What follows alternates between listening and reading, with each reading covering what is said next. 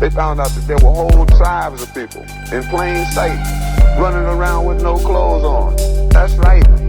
The men, the women, the young, and the old righteous folks covered their eyes, and no time was spent considering the environment. Hell no, this just wasn't civilized.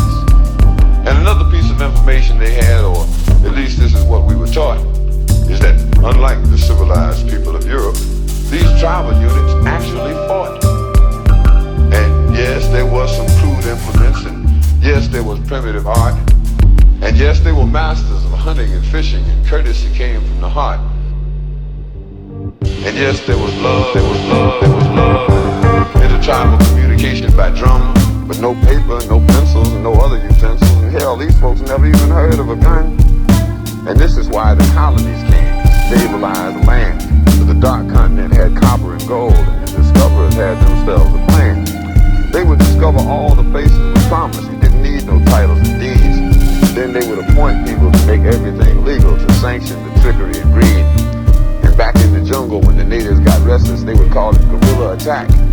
And they would never describe it. The folks finally got wise and decided that they would fight back. And still, we are victims of word games. Semantics is always a bitch. Places once referred to as underdeveloped are now called mineral rich.